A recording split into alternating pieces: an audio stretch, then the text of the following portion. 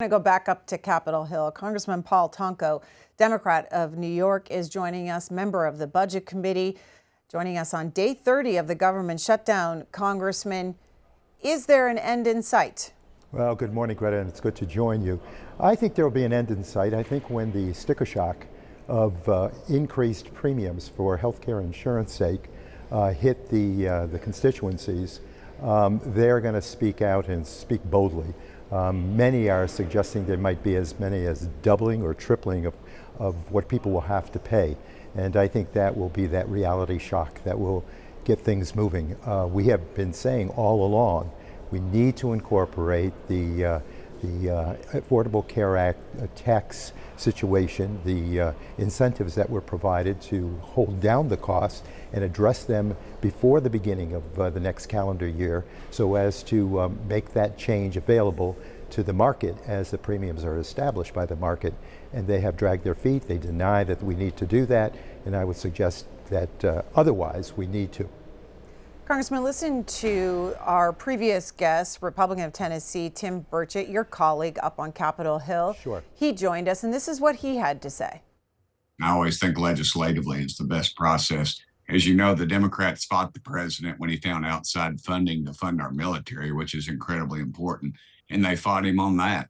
So I don't know what's different, ma'am. It's the same thing. All the Democrats have to do is come to the table and vote to open the government, just as I did.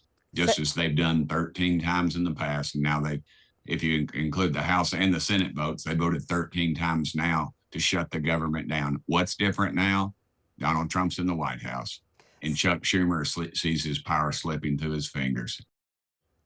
Congressman Paul Tonko, the congressman makes the argument, you've voted in the past for clean continuing resolutions. What's different now? Number one, this isn't clean. There were rescissions made to the earlier budget. There are deep cuts, draconian cuts to Medicaid and Medicare. Again, the tax situation as it relates to the Affordable Care Act holders was not addressed, is not being addressed. And there are huge, deep cuts to nutrition programs. So, these are things that we need to battle out at the negotiating table. All four corners need to be at that table, and I think the president should exercise his role from the executive branch to bring everyone to the table and resolve this, because already we're getting concerns about the premium hikes being a reality. Switching to the food stamps, as you said, money runs out on Saturday. We've been discussing that with our viewers all morning. 42 million Americans impacted. If the Speaker of the House were to put a standalone bill on the floor to fund SNAP benefits, would Democrats vote for it? Look, the Democrats supported a situation of going forward with the exact same budget for the nutrition programs to be able to feed our children, our families, our veterans, and our seniors. We didn't propose the cut of $186 billion that they supported. So this began way at the early end of the process, and we need to have all these issues negotiated at the table. Are there bipartisan talks happening in the House? There are reports this morning that there is a bipartisan group of senators that are working on appropriations bills, and that perhaps there could be a breakthrough with that group. Is the same happening on the House side? Regrettably, I don't think so. I don't hear of any. I don't know of any.